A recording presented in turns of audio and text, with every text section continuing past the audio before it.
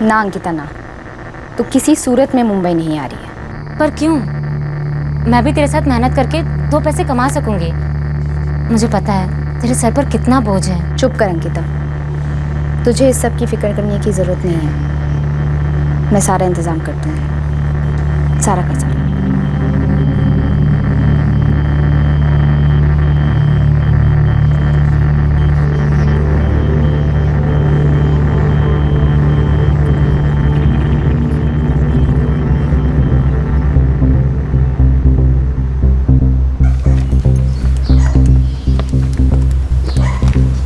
मुझे मेरे 75,000 आज ही चाहिए।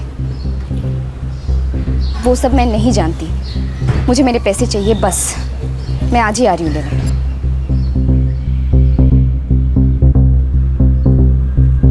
ये जो भी हो रहा है इसमें सच्चाई नहीं है, ये बस एक साया है।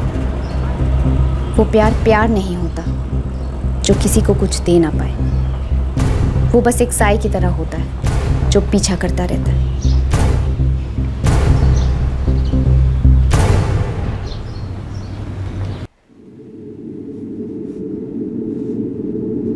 साहब, मैंने भरी बोरी देखी, मन में लालच आया, सोचा भंगार होगा तो बेचूंगा, ज़्यादा पैसा मिलेगा, इसलिए मैं बोरी की तरफ बढ़ा।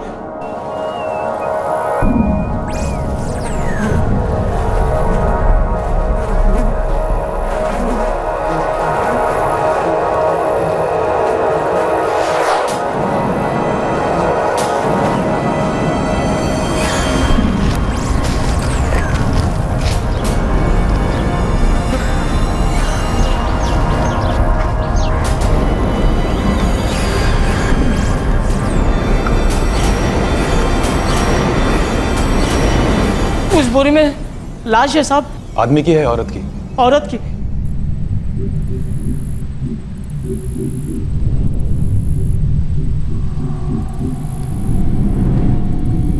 वो देखो साहब। मोरे, खोलो गठरी।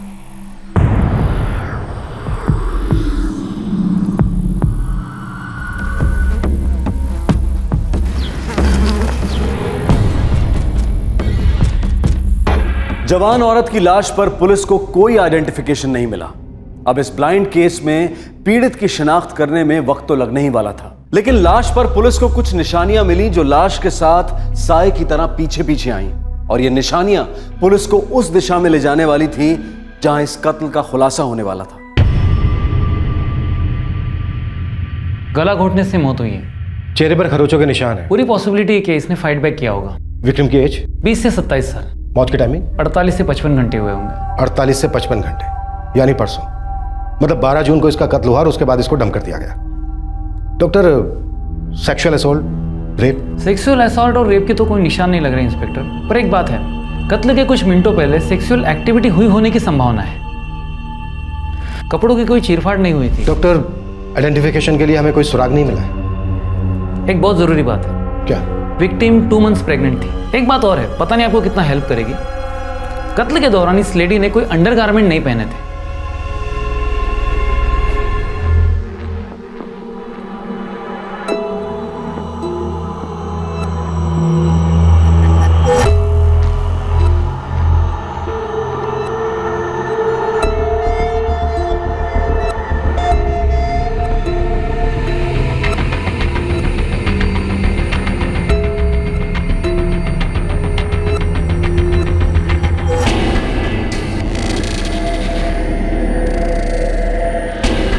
लाश को मिले 3 दिन हो गए सर, अभी तक खाता नहीं खुला। सारी मिसिंग कंप्लेंट छान मारी? हाँ सर, कुलाबा से लेकर विरार तक, CST से लेकर कल्याण, करजत, कहीं से कुछ नहीं मिला सर। 20 से 27 साल की लड़की थी और 2 महीने की प्रेग्नेंट थी। कत्ल के दौरान इस लेडी ने कोई अंडरगारमेंट नहीं पहने थे। भोसले, पता नहीं ये बात हमारी कितने काम आएगी, पर डॉक्टर ने कहा था कि लड़की ने अंडरगारमेंट्स नहीं पहने। सर, विक्टिम के कैरेक्टर पर मैं उंगली नहीं उठा रहा, पर अक्सर मुंबई में प्रोस्टिट्यूट्स अंडरगारमेंट्स नहीं पहनती। I mean, आप समझ रहे हैं ना सर? चलो, एक पॉसिबिलिटी तो मिली। भोसले, इसी दिशा में जांच शुरू करते हैं। लाश ने अपने आप एक सुराग, एक निशानी दे दी थी, और यह सुराग लाश की शिनाख्त में अहम साबित हुआ। साहब एक बाय डांसर है पहचान की, मालती। मैंने उसको डेड बॉडी की फ़ोटो दिखाई। अरे मैंने तो ऐसी गुगली मार दी साहब और हाथ में विकेट आ गया। ये मालती बार डांसर, क्या वो विक्टिम को जानती थी? नहीं साहब, वो उसको जानती तो नहीं थी, लेकिन मालती बोली कि उसने देखा है पहले उसे। मैं अक्षरा बार में वेट्रेस हूँ सर। इसे देखा कभी अक्षरा बार में? नहीं सर, मुलुंड में होटल रेड प्लाजा है, वहाँ देखा।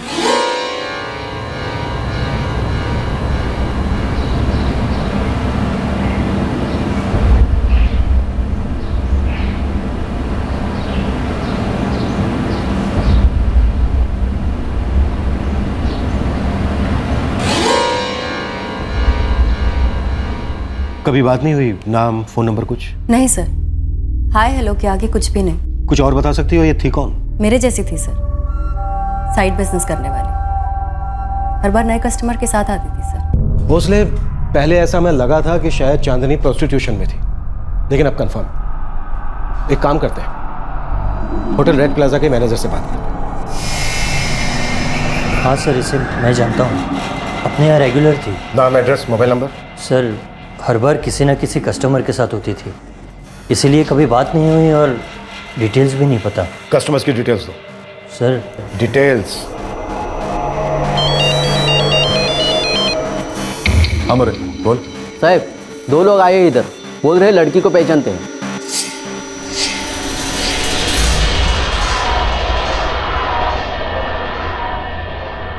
राजस्थान से हैं सर। लेकिन है कौन?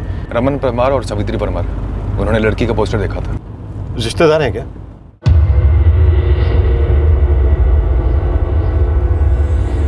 हम चाली से निकल ही रहे थे साहब, तब हमने वो तस्वीर देखी। साहब मन ने लागो है कि ये हमारी ही छोरी है, चांदनी परमार। 9 जून को आखिरी बात हुई थी साहब चांदनी से। मैंने उसे बताया कि हम लोग मुंबई आ रहे हैं। जब यहाँ घर पहुँचे तो तालो लगो थे साहब, 3 दिनों से लगो है तालो। हम तो हताश होकर अपने गांव जा रहे थे साहब, राजस्थान। तभी जो हमारी लुगाई है, चांदनी की माई, इसकी नज़र उस तस्वीर पे पड़ी और फिर हम लोग यहाँ चले आए साहब। भोसले, शराब करवा। क्या परेशानी थी आपकी बेटी चांदनी को? कभी उसने कुछ बताया आप लोगों से?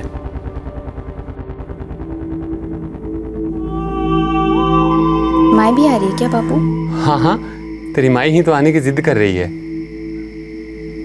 वैसे तू कैसी है? अच्छी हूँ। आप लोग आओगे तो कुछ दिन और अच्छी रहूंगी। अंकिता, तू सब कुछ संभाल तो लेगी ना यहाँ अकेले? मैंने आप बच्ची ना समझो बापू, और आप और माई हमारी फिक्र करना छोड़ दो। रे बावड़ी, तू बच्ची ना है, तभी तो फिक्र करते हैं।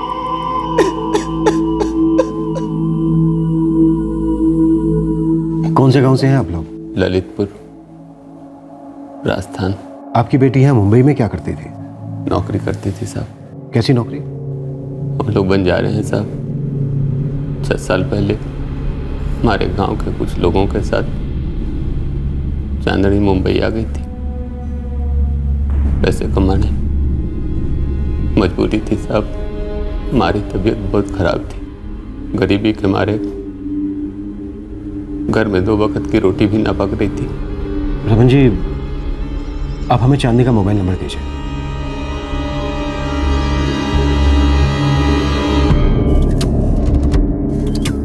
इस नंबर के सारे डिटेल मुझे तुरंत चाहिए। तुरंत मतलब अभी के अभी। साहब, चांदनी ने तो हमें कभी कुछ ना बताया कि उसे क्या तकलीफ थी। हमें ना है पता साहब।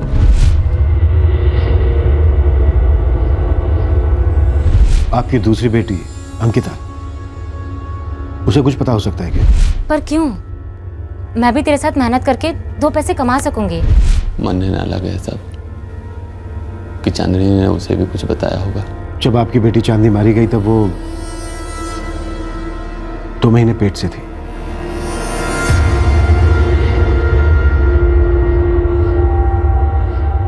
रमन जी, सावित्री जी, जब तक हमारे हाथ कोई सुराग नहीं लग जाता तब तक आप लोग मुंबई में ही रहिए। और कल दोपहर तक आपकी बेटी चांदनी का शव आप लोगों को सौंप दिया जाएगा।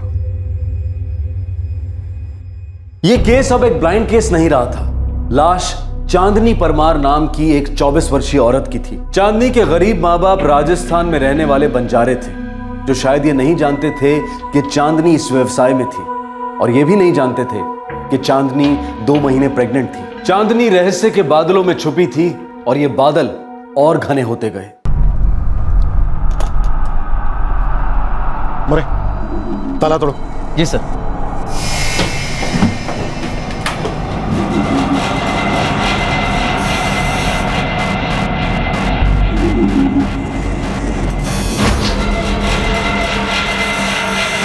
नहीं सर, मैं किसी चांदनी परमार को नहीं जानता।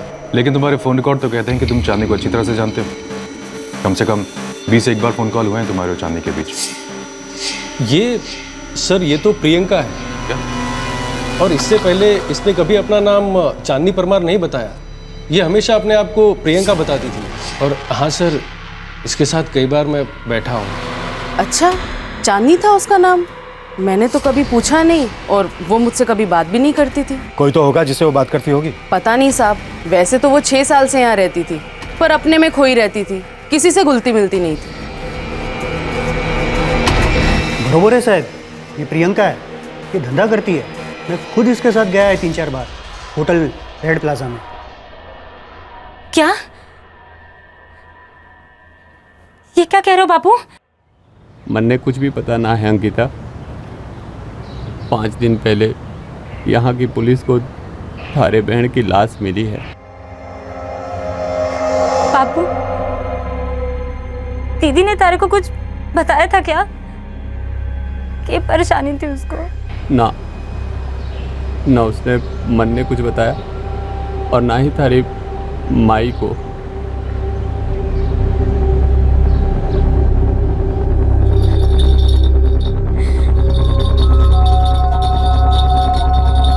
भोसले, पूरे मोहल्ले में कोई भी इसके बारे में कुछ भी नहीं जानता कि चांदनी और प्रियंका अपने आप में ही रहती थी। सर, मैंने फ़ोन रिकॉर्ड में से कम दर्जन भर लोगों से बात की। सभी ने कबूल किया कि वो उसके कस्टमर थे। कुछ तो खटक रहा है भोसले। 6 साल से चांदनी एक ही मोहल्ले में रहती थी और वहां पर कोई भी उसके बारे में कुछ भी नहीं जानता। यहां तक कि उसके माँ बाप को भी भनक नहीं है कि वो क्या काम करती थी, किस हाल में थी, और 2 महीने की प्रेग्नेंट थी। भोसले, एक काम करो, इसके सेल फोन की कॉन्टैक्ट लिस्ट में जितने भी कॉन्टैक्ट हैं सबको कॉल। सर, कोई तो होगा जो इस चांदनी और प्रियंका के राज पर से रजाई हटाकर हमें इसका असली चेहरा दिखाए। सर, उसका नाम प्रियंका है। मैं उसके साथ कई बार होटल गया हूँ। क्या हुआ सर? चांदनी और प्रियंका का मर्डर हुआ है। मर्डर? तुम चांदनी को कैसे जानते हो? सर, पहली बार मैं उससे रानी बार में मिला था। वो वहीं पे काम करती थी। कहाँ पर है रानी बार? भांडुप में सर। साहब, अब यहाँ कोई लड़की अपना असली नाम तो नहीं बताती। चांदनी परमार शायद वो सिर्फ घर पे होती थी। जब प्रियंका नाम का मेकअप उतारती। चांदनी परमार और प्रियंका का मर्डर हुआ है। अभी हमें इसके बारे में कुछ ज्यादा नहीं मालूम। इसके माँ बाप को भी नहीं मालूम कि ये किस तरह से पैसे कमाती थी। अब हम इसके बारे में कुछ और बता सकते हैं? सर, ये लाइसेंस बार है। यहाँ जो होता है साहब लीगल तरीके से होता है। अब ड्यूटी के बाद लड़कियाँ कहाँ जाती हैं, किससे मिलती हैं, मैं नहीं जानता साहब। ये उनका निजी मामला है। 5 दिन पहले चांदनी परमार और प्रियंका का मर्डर हुआ। 5 दिन से वो काम पर नहीं आई। आपको खटका नहीं? खटका था ना साहब कम से कम 25 बार उसको फ़ोन किया, लेकिन हर बार उसका फ़ोन स्विच ऑफ मिला। मेरे को लगा कि किधर दूसरी जगह उसने काम पकड़ा होगा। मैंने शालिनी को भी पूछा था साहब, लेकिन उसको भी कोई आइडिया नहीं। शालिनी भी यहीं काम करती है? हाँ साहब, शालिनी इधर ही काम करती है। उसकी और प्रियंका की बहुत जमती थी। कहाँ मिलेगी है शालिनी? शालिनी, तुम्हारी दोस्त चांदनी और प्रियंका का मर्डर हुआ। कुछ बता सकती हो किसने क्या होगा? पता नहीं साहब। तुम दोनों दोस्त थी ना? हाँ। तुम्हें पता था प्रियंका धंधा करती थी? धंधा तो मैं भी करती हूँ साहब। बाहर की नौकरी से सिर्फ जेब खर्च के पैसे आते हैं। घर भेजने लायक पैसे तो धंधे से ही आते हैं। प्रियंका का कोई इश्क विश्क का चक्कर, कोई बॉयफ्रेंड वगैरह? पता नहीं साहब। प्रियंका एकदम बंद मुट्ठी थी, कभी भी कुछ नहीं बोलती थी अपनी जिंदगी के बारे में। बस एक दिन उसके मुंह से निकल गया था कि गांव में उसकी कोई छोटी बहन है जिसकी शादी के लिए वो पैसे इकट्ठा कर रही है। शालिनी, प्रियंका 2 महीने की प्रेग्नेंट थी। क्या साहब, ये बात तो उसने कभी भी नहीं बताई। लेकिन हाँ साहब, वो हमेशा उदास रहती थी, कभी किसी से कुछ भी नहीं कहती थी। पक्का उसका कोई बॉयफ्रेंड नहीं था? कस्टमर तो कई थे, बॉयफ्रेंड था कि नहीं वो मालूम नहीं साहब।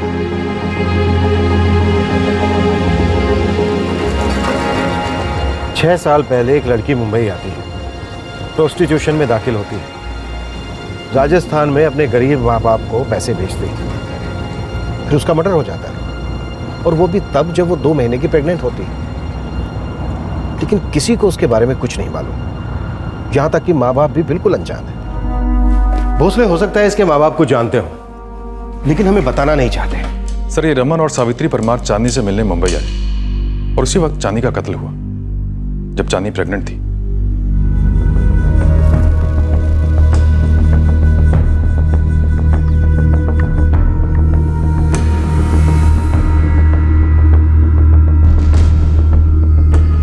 चांदनी मर्डर केस में पुलिस के हाथ अब तक कोई लीड नहीं लगी थी। जब पुलिस ने अपनी जांच का दायरा चांदनी के गांव ललितपुर राजस्थान में पहुंचाया, तब उनके सामने आए कुछ और राज जो चांदनी के अतीत में घिरे थे। हुकुम, ये चांदनी पिछले 6 साल से मुंबई में थी। इसकी एक छोटी बहन है अंकिता, जिसका लगन तय हो गया है। वेल जी, चांदनी के माँ बाप यहीं पर हैं और हमें सब कुछ बता चुके हैं। तुम हमें वो बताओ जो वो लोग नहीं जानते या हमें बताना नहीं चाहते।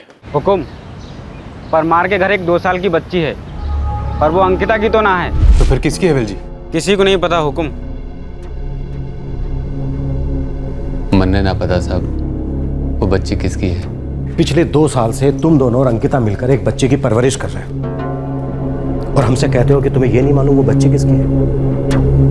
रमन, अब वक्त आ गया, जो भी सच है हमें वो बताओ।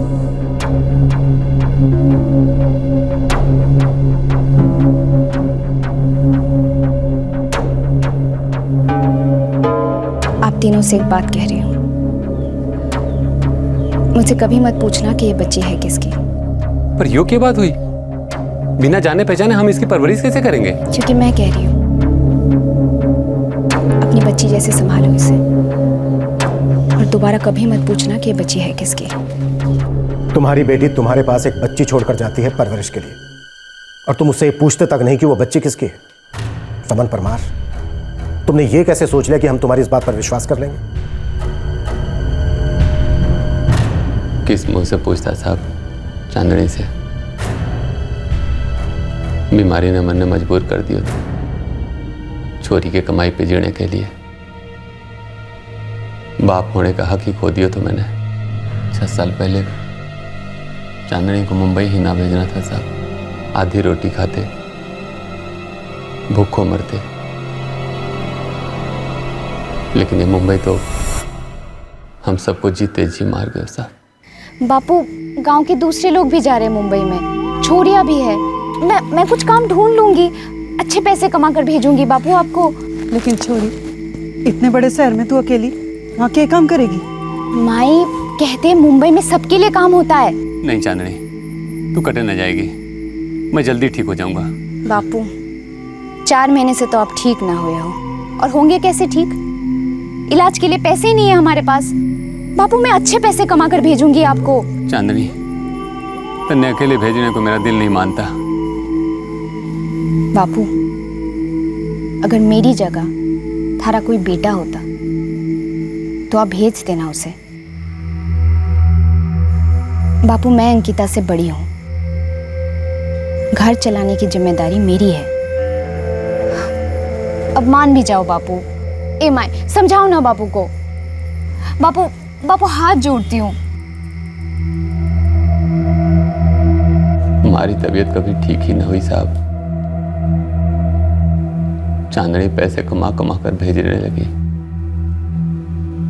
हर महीने थोड़ा ज्यादा। कभी सोचा नहीं, कभी उससे पूछा नहीं कि वो ऐसा भी क्या काम करती है?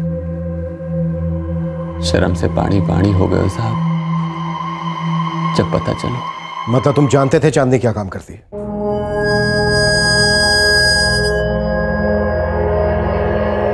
चांदनी, तेरे भेजे हुए पैसे बहुत काम आ रहे हैं हमारे। माई बस तू बच्ची का ख्याल रख और बापू का इलाज कभी मत रोकना। छोरी, शर्म से गर्दन झुकती है हमारी। थारे हाथ पीले करने के बजाय थारी कमाई पे जी रही है। माई, तू बस अंकिता की ब्याह का सोच। मेरा ब्याह तो अब होने से रहा। क्यों? ऐसा क्यों कह रही है? मुझसे अब कौन ब्याह करेगा माई? क्यों? क्या कमी है थारे में? पूछ मत माई, ये शहर है ही बड़ा खराब। खराब है तो वहाँ 1 साल से क्या कर रही है? पता है, थारी बहन अंकिता भी थारे पास आकर थारा हाथ बटाने की बात कर रही है। कभी नहीं माई, कभी नहीं। चांदनी, ओ चांदनी,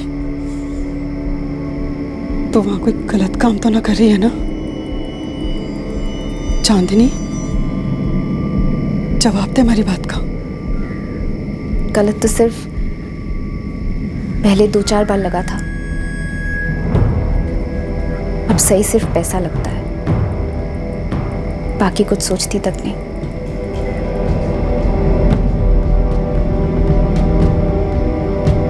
चांदनी ठीक तो है?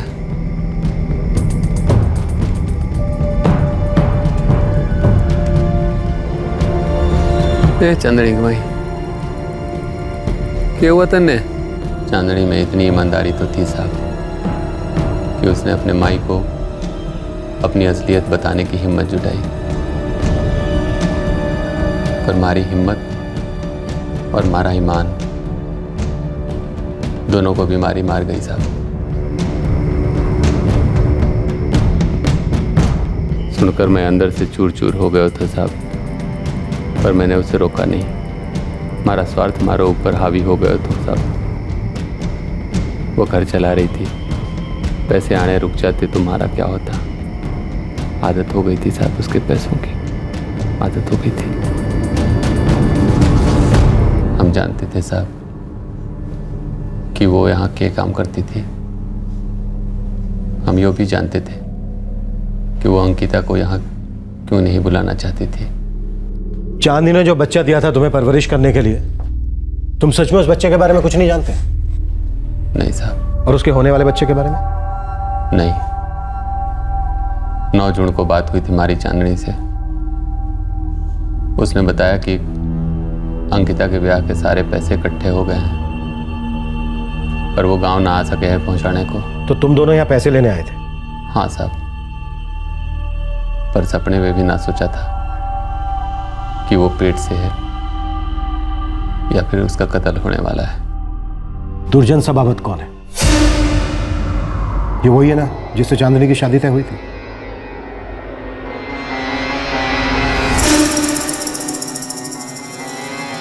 हुकुम, परमार के घर से उस बच्ची के अलावा एक और काम की बात पता चली है। कैसी काम की बात है? 7 साल पहले इस चांदनी का लगन होने जा रहा था दुर्जन सबावत के साथ।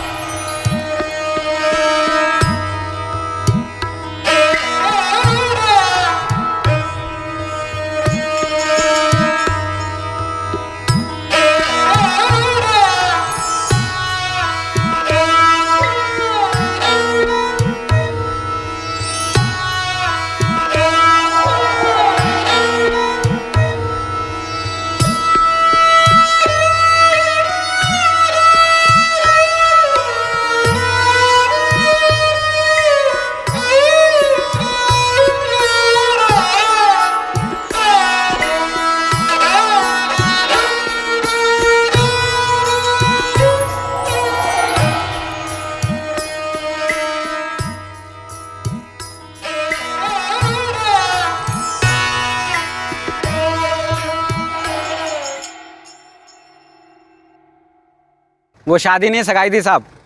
1 साल चांदनी दुर्जन के घर रहकर वापस अपने बापू रमन के घर लौटी। सगाई के बाद चांदनी 1 साल दुर्जन के घर रही, पर शादी नहीं हुई। हाँ हुकुम, शादी टूट गई। हाँ साहब, चांदनी की सगाई हुई तो थी दुर्जन सबावत के साथ, पर वो तो 7 साल पहले की बात है। उसे आज से क्या मतलब? रमन परमार, चांदनी का कत्ल हुआ है और कातिल को ढूंढने के लिए मैं 7 साल पहले तो क्या 7 पीढ़ियां पीछे भी जा सकता हूँ। पर दुर्जन सबावत तो 1 साल बाद ही चांदनी की जिंदगी से चले गए तो। क्यों?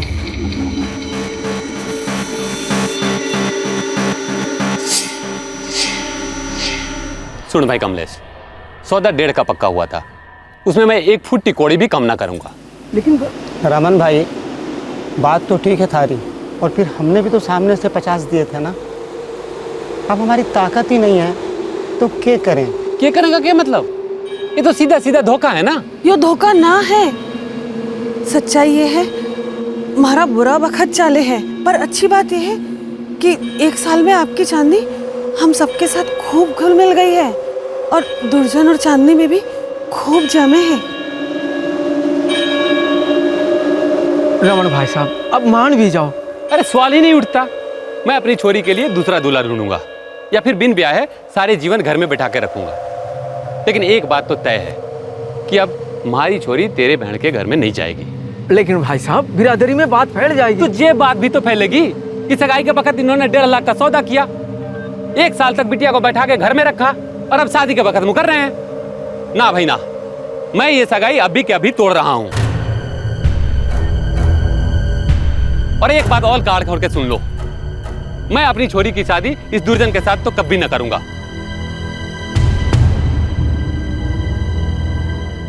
ये तो 6 साल पहले की बात है साहब। चांदनी 1 साल दुर्जन के घर रह के आई, फिर सगाई टूट गई। दुर्जन 1 साल साथ रहा चांदनी के, दिल दुख गया होगा उसका, लौट आया होगा बदले के लिए। ऐसा ना हो सकता साहब। क्यों? ये बात तुम इतने यकीन के साथ कैसे कह सकते हो? चांदनी और दुर्जन की जोड़ी हमारे दोस्त कमलेश ने बनाया था। कमलेश दुर्जन का मामा है। वो लोग कबीरपुर मध्य प्रदेश से हैं। दुर्जन अभी कहाँ है? कबीरपुर में है साहब। उसका ब्याह हो गया है, एक बच्चा भी है। कमलेश से सारी खबर मिलो है साहब। तुम हमसे और कौन कौन सी बातें छिपा रहे हो रमन परमार? चांदनी 2 महीने के पेट से थी, और कौन था उसकी जिंदगी में? ब्याह का तो माने कोई पता नहीं बापू, बस हम एक दूसरे को पसंद करते हैं। है कौन वो छोरो? रवि जोशी नाम है उसका, मुंबई का ही रहने वाला है। अभी बता रहे हो रवि जोशी के बारे में, और हमसे क्या क्या छुपा रहे हो रमन परमार? हाँ, तुम्हारे घर में जो बच्ची है वो रवि जोशी की है ना? नहीं साहब, मन ने ना पता। मैं उस रवि से एक ही बार मिला था, जब चांदनी से पहली बार मिलने मुंबई आया था। रहता कहाँ है रवि जोशी, और करता क्या है? वो तो मैंने ना पता साहब, पर उसका मोबाइल नंबर है हमारे पास। मोबाइल नंबर दो।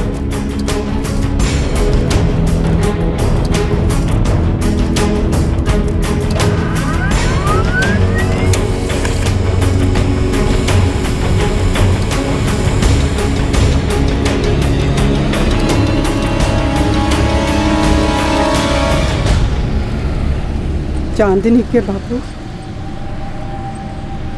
क्या ऐसी कोई और बात है जो सिर्फ आप जानो और मैं नहीं? ना। वो बच्ची किसकी है? सावित्री। जितना तन्ने पता है उतना ही मन ने भी, और कुछ भी ना।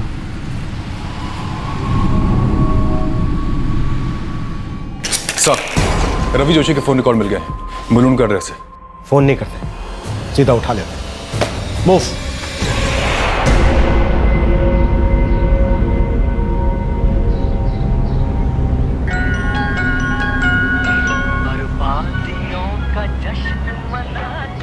दुर्जन सभावत? हाँ बिल्कुल जानता हूँ दुर्जन को। घर कहाँ पड़ता है इनका? ये गली देख रहे हैं आप? हाँ। इसमें 4था मकान है उनका। अच्छा, और कौन कौन रहता है साथ में उनके? दुर्जन की पत्नी शारदा, उसका बेटा रोहित और बूढ़े माँ बाप। अच्छा ठीक है, एक चिप्स दे दीजिए 5 वाला। हाँ।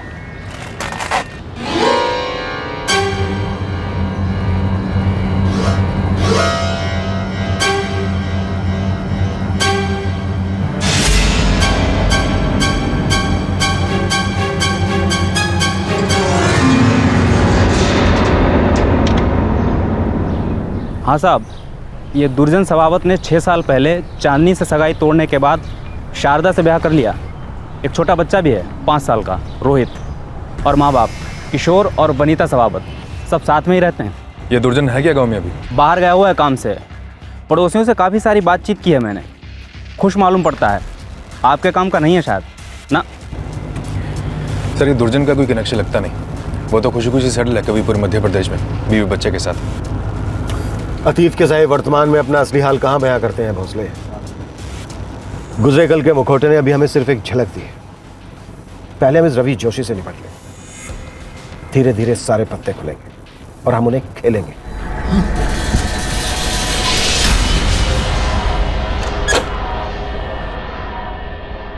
नमस्ते साहब। साहब क्या हुआ? तू रवि जोशी है? हाँ साहब, पर हुआ क्या? चांदनी परमार को तूने क्यों मार डाला? कौन चांदनी परमार साहब? चांदनी परमार, प्रियंका का असली नाम। प्रियंका? चल।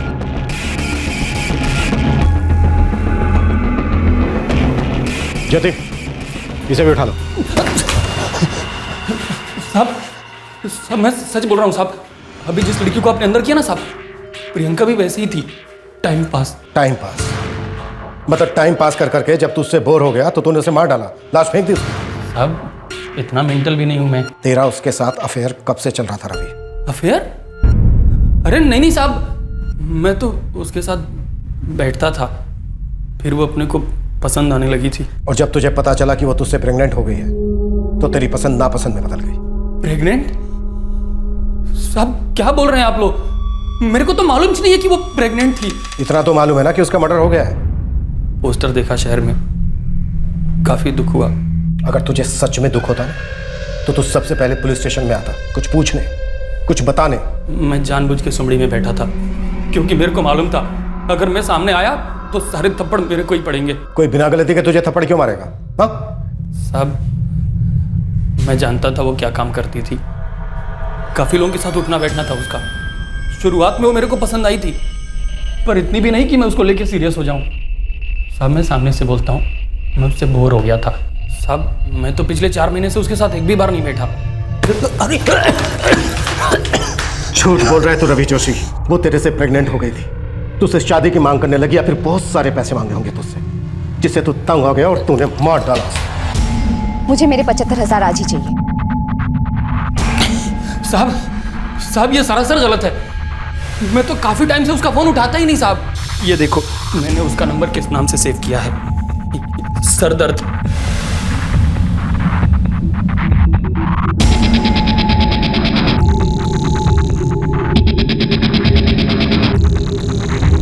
साहब मैं काफी टाइम से उससे पीछा छुड़ाने को ट्राई कर रहा था। मैंने तो 4 महीना पहले से उसका फोन उठाना बंद कर दिया था और 2 महीने से उसने भी मैसेज वगैरह सब बंद कर दिया। मेरे को लगा चलो बला टेली। अब प्रियंका की मौत से मेरा कोई लेना देना नहीं है, हाय शपथ।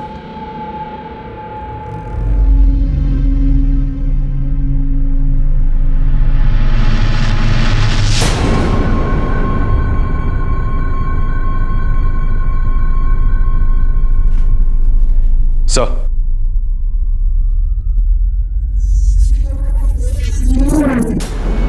सर जो नंबर इसने सरदार के नाम से सेव कर रखा था वो चांदनी के नंबर से अलग है। रवि जोशी, तेरा सर दर्द अब शुरू हो चुका है। तेरी चोरी पकड़ी गई। क्या मतलब साहब? मतलब ये कि जो नंबर तूने सर दर्द के नाम से सेव किया हुआ है वो नंबर प्रियंका का है ही नहीं। साहब ऐसा कैसे हो सकता है साहब? मेरे पास उसका यही नंबर है और इसी पे हमारी कई बार बात हुई है। तभी तो इस नंबर को मैंने वो नाम दिया था ताकि वो मेरे को फोन कर तो मैं अवॉइड मार सकूं। और आप ये क्या?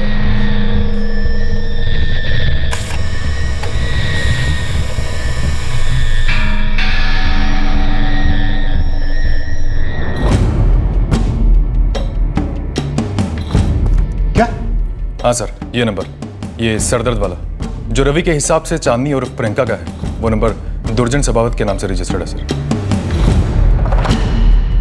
दुर्जन सबावत मतलब सगाई टूटने के बाद भी इसका चांदनी के साथ कोई ना कोई रिश्ता जरूर रहा हो। सर 6 साल पहले टूटी थी सगाई। सगाई टूटी पर रिश्ता नहीं। सगाई के 1 साल में रिश्ता और मजबूत हो। दुर्जन सबावत अतीत की परछाई बनकर चांदनी का पीछा करता रहा, जो कभी छूटता नहीं। पर ऐसा कैसे हो सको है साहब? ऐसा ही हुआ है रमन। बस अब हमें यह पता लगाना है कि चांदनी जो दूसरा नंबर इस्तेमाल कर रही थी वो नंबर दुर्जन सबावत के नाम पर रजिस्टर्ड क्यों है। साहब जितना मन ने पता है सगाई टूटने के बाद चांदनी और दुर्जन कभी मिले ही ना। सगाई टूटी नहीं थी रमन, बल्कि तोड़ी गई थी। लेकिन तुम चांदनी और दुर्जन का रिश्ता नहीं तोड़ पाए। चांदनी जो दूसरा मोबाइल नंबर यूज कर रही थी, वो नंबर चांदनी और दुर्जन के रिश्ते का गवाह है। मैं झूठ क्यों बोलूंगा साहब?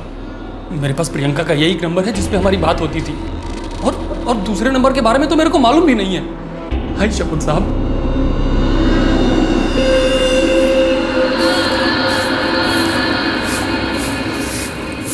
अरे शारदा, कैसी है तू? ठीक हो पुष्पा बहन? दुर्जन भाई सब बहुत दिनों से गांव से बाहर गए हुए हैं ना? हाँ, वो बाहर गए हैं। अब तक लौटे नहीं? नहीं लौटे। ऐसा भी क्या काम जो बीवी बच्चे से दूर रखे?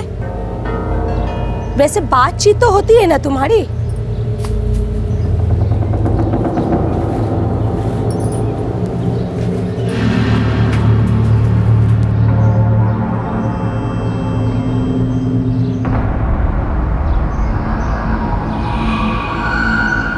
साहब, दुर्जन एक लंबे समय से गांव वापस नहीं आया है। उसका मोबाइल नंबर निकाला है मैंने यहीं एक मोबाइल शॉप से।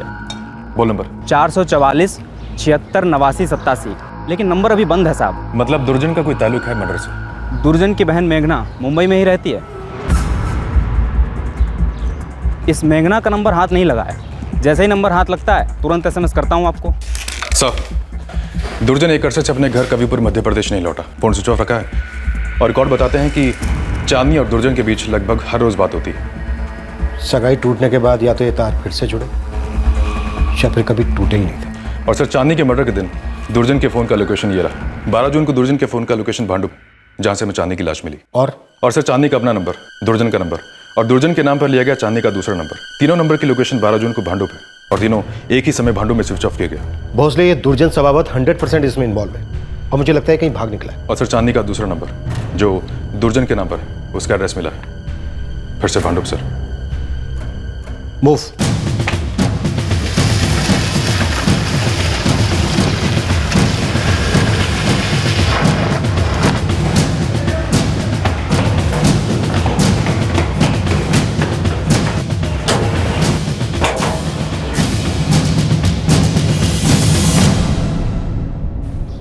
ये बाजू वाले फ्लैट में कौन रहता है? ये तो बाबूराव का फ्लैट है, किराए पे दिया है।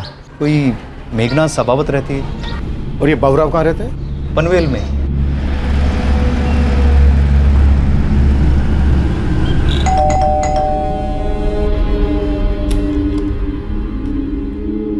जी, बाबूराव आपटे? मिच बाबूराव आपटे। तुम्हारी किराएदार मेघना सबावत कहाँ है? वो मेरे भांडुप वाले फ्लैट में होगी। क्या हुआ साहब, कुछ लफड़ा हुआ क्या? ये मेघना सबावत कब से रह रही थी आपके फ्लैट में? इस दिवाली को 5 साल पूरे होंगे साहब। साहब, ये रेंट एग्रीमेंट पर मेघना सबावत का फोन नंबर मिला।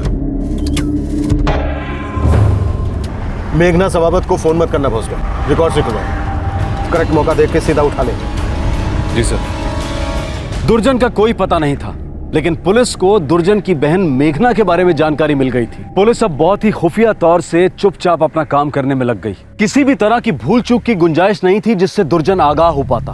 पुलिस को अब दुर्जन के खिलाफ कोई ठोस सबूत चाहिए था। सर, ये मेघना सबावत की किसी नरेश द्विवेदी से बात होती रही है हर रोज। तो फिर नरेश द्विवेदी से बात करते हैं आमने सामने। नरेश के थ्रू हम मेघना तक पहुंचेंगे और मेघना हमें पहुंचाएगी दुर्जन तक। नरेश द्विवेदी तुम हो?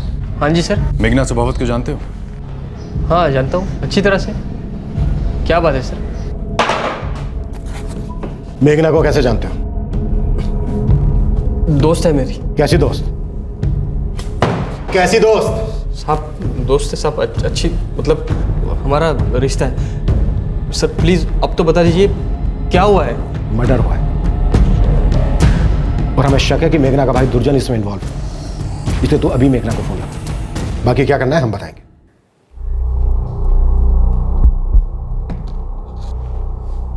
आज ही घर जाना चाहता है ना, तो चल फोन उठा और लगा। फोन लगा, स्पीकर पे डाल।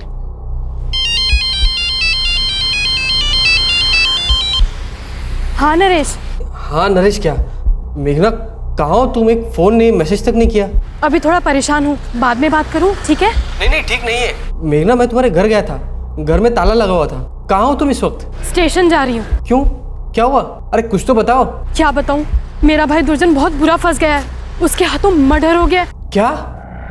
इसीलिए मैं इतने दिनों से घर नहीं गई। मेघना, तुम क्यों फंस रही हो इस सब में?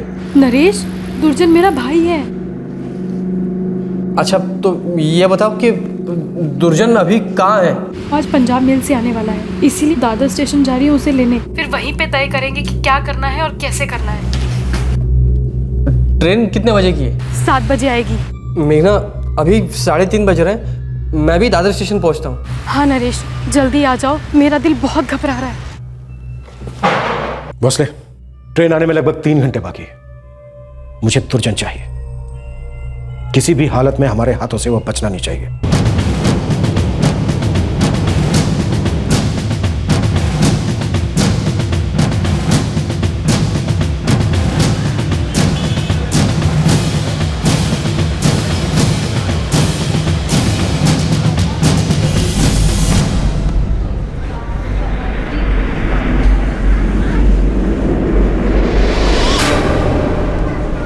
नरेश, तुम मेघना को कांटेक्ट करोगे और जैसे ही दुर्जन सिंह आता है तुम हमें सिग्नल दोगे।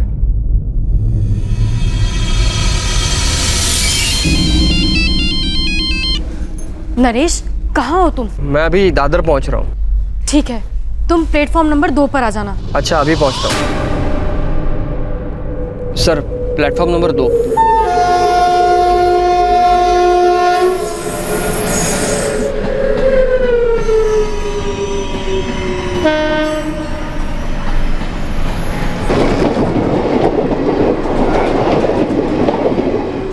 दुर्जन की बोगी कौन सी है? पता नहीं, पर मैंने मैसेज करके बता दिया है कि मैं कहाँ मिलूंगी। वो आ जाएगा यहाँ।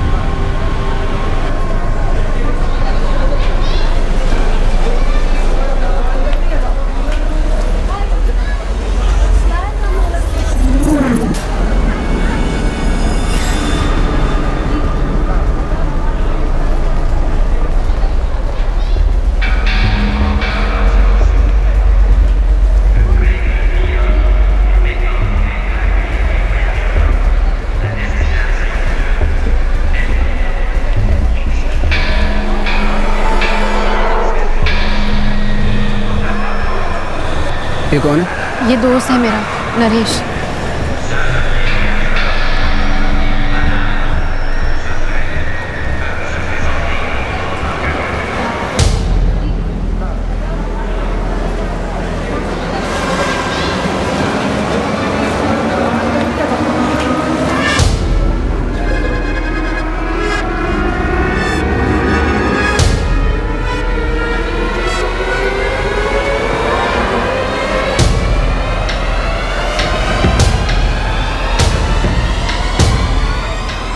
भागने की कोशिश मत करना, बहुत बुरा होगा। लेकर चलो।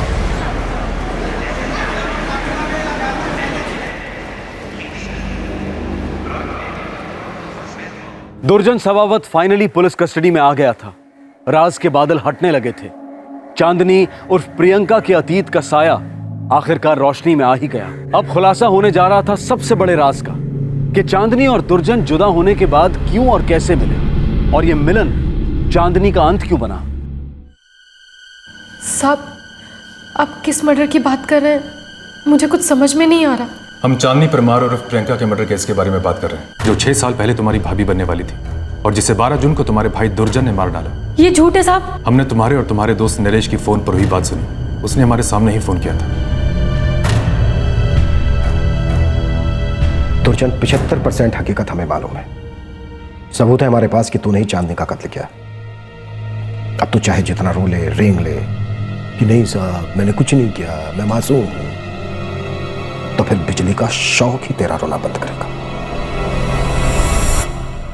सगाई टूटने के बाद तू चांदनी की जिंदगी में वापस दोबारा कैसे आया? तेरी तो शादी हो गई थी, बच्चा भी हो गया था। सर ये सच है कि मेरी शादी हो गई थी और बच्चा भी हो गया था। सब कुछ पीछे छूट गया था सर, मगर मैं चांदनी को भूल नहीं पाया था। पूरे 1 साल थी वो हमारे साथ।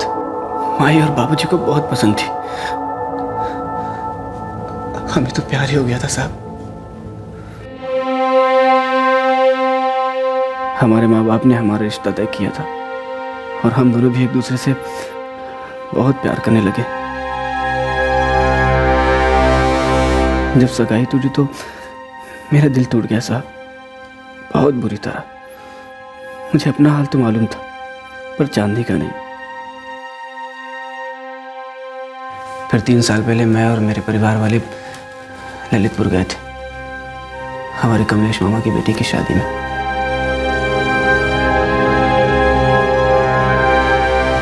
तब मैंने चांदनी को फिर से देखा।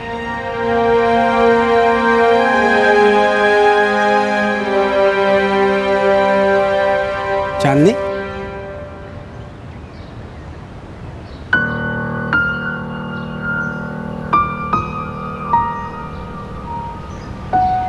कैसे हो दुर्जन? मैं ठीक हूँ, तुम? बस हूँ। अभी भी यही हो तुम? मतलब बयान ही हुआ? तुम्हारा तो हो गया होगा। हम दोनों किसी भी रिश्ते में बंधे नहीं थे। हम पर कोई भी मजबूरी नहीं थी कि हम एक दूसरे से कुछ भी बताते। लेकिन उस दिन हम दोनों के दिल खुले, प्यार की बात हुई। हम दोनों एक दूसरे से प्यार करते रहे थे साहब। बस उस दिन इजहार हो पाया। जब उसने मुझे बताया कि वो मुंबई में क्या करती है तो एकदम हिल गया। मतलब ना मैं अपनी जिंदगी में खुश था और ना ही चांदनी अपनी जिंदगी में। फिर तुझसे मिलने मुंबई आया? हाँ साहब, मुंबई में मेरी बहन मेघना रहती है। मैंने घर वालों को बोला मैं मेघना से मिलने जा रहा हूँ।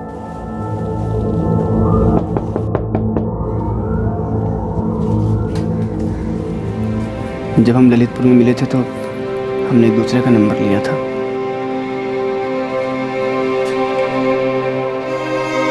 साहब वो मुझे देखकर खुश हुई थी, शायद उतना ही जितना मैं उसे देखकर खुश हुआ था।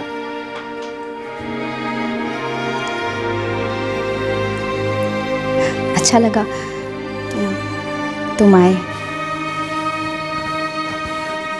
मुझे भी ऐसा लग रहा है जैसे इतने साल बीते ही नहीं। हमारे साथ जो भी हुआ वो हुआ ही नहीं।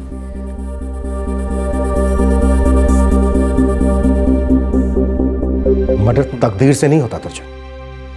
तूने बेवक्त चांदनी की जिंदगी खत्म कर दी और उस होने वाले बच्चे की भी। तू चांदनी की जिंदगी में वापस लौट तो आया था तुझे, पर तुझे अपनी जिंदगी में वो इज्जत, वो हैसियत नहीं दे पा रहा था जो चांदनी तुझसे चाहती थी। तूने चांदनी का सिर्फ जिस्म कबूला था, उसकी असलियत नहीं। तू इस रिश्ते को कोई नाम नहीं देना चाहता था क्योंकि चांदनी का काम तुझसे हजम नहीं हो रहा था। ऐसा नहीं है साहब। जब मैं दोबारा चांदनी से मिला तो मुझे पता था वो क्या काम करती। मेरी भी हैसियत चांदनी जैसी ही थी। मैं चाहकर भी उसकी कोई मदद नहीं कर पा रहा था। बस जो वक्त हम लोग साथ में गुजारते थे उसी में खुश होते थे। तो उसे मार क्यों डाला? साहब मुझे पता था एक न एक दिन उसकी जिंदगी में कोई ऐसा आएगा जो उसे सहारा दे सकेगा। और वो रवि जोशी था। रवि से तू चल रहा था। तुझसे चांदनी और रवि का रिश्ता देखा नहीं जा रहा था। नहीं साहब, असलियत ये नहीं है। असलियत तो ये है कि हम दोनों इस रिश्ते से थक गए थे, ऊब गए थे। हमें मालूम था कि हमारे इस रिश्ते का कोई भविष्य नहीं। तो निकल जाता, वापस लौट जाता अपने परिवार के पास। चांदनी को मारने की क्या जरूरत थी? साहब वो मुझसे पैसे ऐंठना चाहती थी। कीमत लगाई उसने हमारे रिश्ते की, मेरे प्यार की कीमत लगा रही थी। मुआवजा मांग रही थी मुझसे। हाँ, 75,000। 75,000? तुम पागल हो गई हो? मैं कहाँ से लाऊंगा इतने पैसे? ये तुम्हें पहले सोचना चाहिए था दुर्जन। पिछले 3 सालों में हम जितनी बार भी बैठे हैं उसका हिसाब लगाया, और उसके हिसाब से 75 होते हैं। चांदनी, मैं प्यार करता हूँ तुमसे, तुम्हारा कस्टमर नहीं हूं मैं। तो फिर क्या हो? देखो मेरी आंखों में और कहो कि हमारे बीच में कभी सच्चा प्यार नहीं था। वो प्यार एक साया है अतीत का। मेरी अभी की असलियत मेरी बहन अंकिता की होने वाली शादी है, जिसके लिए मैं एक एक पैसे जमा कर रही हूँ। मैं नहीं चाहती कि उसकी भी जिंदगी मेरी तरह बन जाए। मतलब तुम इस तरह से मुझसे पैसे वसूल करोगे? मैं कुछ भी करूंगी दुर्जन, मुझे बस पैसा चाहिए।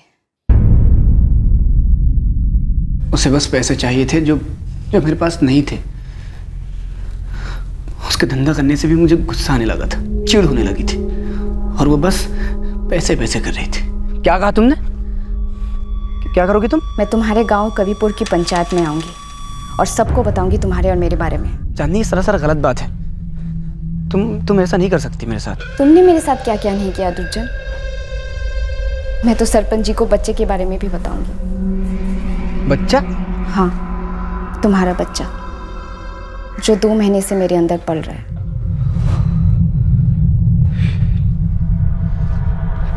हेलो चांदनी, मेरी बात सुनो। मैं पहली ट्रेन पकड़ के मुंबई आता हूँ और हम मिलके बात करते हैं।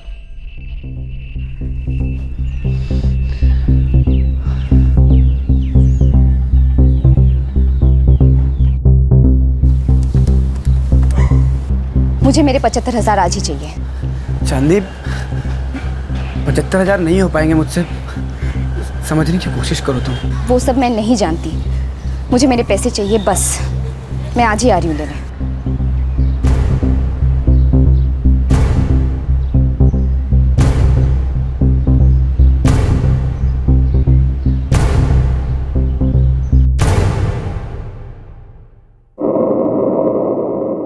उस दिन मेघना शहर के बाहर गई थी और मैं मेघना के घर पे बिल्कुल अकेला था। तूने पहले से तय कर लिया था कि तू उसे मार डालेगा? हाँ साहब, लेकिन मैं उसे मारना नहीं चाहता था। पर पता नहीं, मुझे समझ नहीं आ रहा था मैं क्या करूं। मुझे कुछ सूझा नहीं। कत्ल किसी बात का हल होता है कभी? जानता हूं साहब, इसलिए मैंने एक आखिरी कोशिश की प्यार जिंदा करने की, ताकि कत्ल करने का मेरा इरादा बदल जाए। और मैं उसके नजदीक गया। पैसे दे दो दुर्जन, मैं लेट हो रही हूँ। चांदनी, देखो दुर्जन, पेट का बच्चा मैं तुम पर नहीं थोपने वाली, पर अभी मुझे पैसे दे दो। उसके बाद जब तुम्हारा दिल करे मेरे पास आ जाओ, मेरा इस्तेमाल करो। मैं रोकूंगी नहीं तुम्हें, पर मुझे पैसे पूरे चाहिए। पैसा सब कुछ होता है दुर्जन, जो मुझे अंकिता की शादी के लिए चाहिए। दे दो मुझे पैसे, मुझे जाना है। अरे है ही नहीं तो कहाँ से दूंगा तुमको पैसे? तो मुझे यहाँ क्यों बुलाया? दुर्जन, तुम समझते क्यों नहीं? तुमने मेरा 75,000 का इस्तेमाल किया है। किसी भी दूसरे कस्टमर की तरह हमारा और कोई रिश्ता नहीं है। दे दो मेरे पैसे दुर्जन, हक के पैसे है वो मेरे।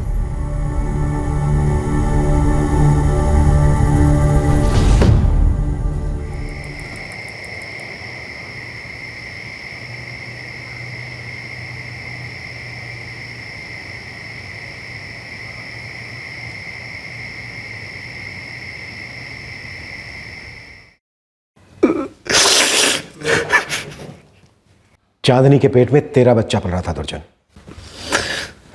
जानता हूं साहब।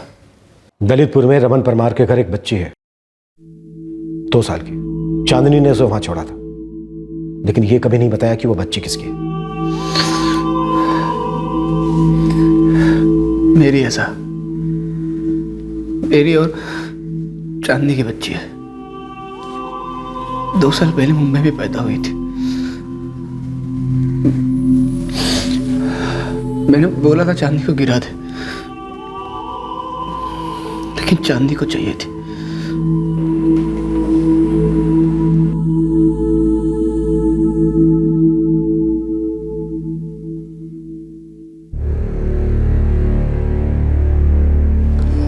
तुम्हारे घर में जो बच्ची है वो चांदनी की ही है और दुर्जन सभावत उसका बाप है। अब तुम लोग जब भी चाहो अपने गांव जा सकते हो।